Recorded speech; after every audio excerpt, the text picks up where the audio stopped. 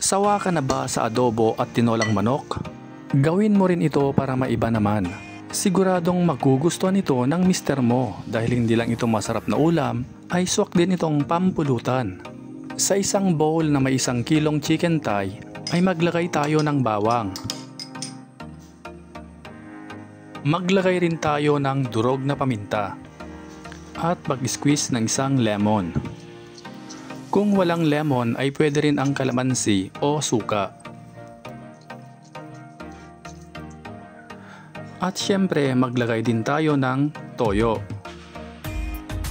Haluin lang natin ito ng mabuti. Kung nanonood ka pa rin at this time ay paki-comment naman kung saang lugar kayo nanonood para alam namin kung saang lugar nakaabot ang video na ito.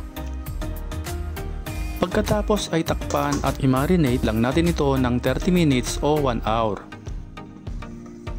Pagkalipas ng 1 oras ay okay na ang ating mga manok. Kunin na natin at ihanda na ang ating ihawan.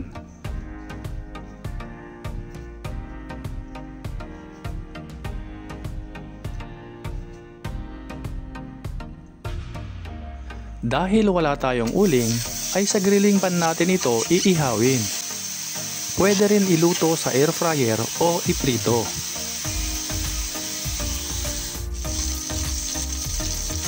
Ayan, at okay na ang ating mga manok. Malapit na tayo sa exciting part. May idea ka na ba mga kanoypi kung anong luto ito?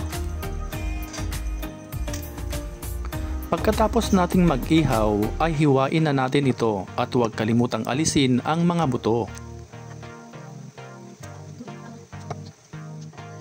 Pagkatapos ay ilagay natin ito sa isang mixing bowl.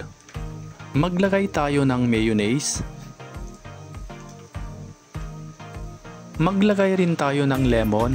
Kung walang lemon ay pwede rin ang kalamansi o white vinegar.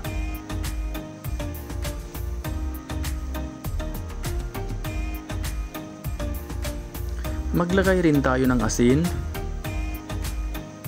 paminta, sibuyas, at syempre sili. Mas maanghang, mas masarap. Halu-haluin lang natin hanggang maging well combined ang lahat ng mga ingredients. Tingin pa lang mga kanoypi, ang sarap na.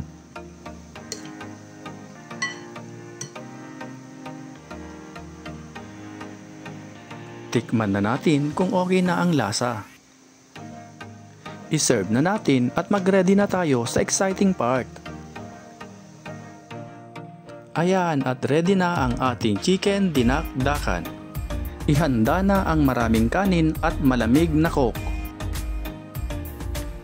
Siguradong taob na naman ang 1 kalderong kanin nito sa sobrang sarap. Kain na mga kanoypi. Bukod sa kanin at malamig na coke, ano kaya ang magandang i-partner dito mga kanoypi? Comment down below. Maraming salamat po sa panonood. Hanggang sa muli.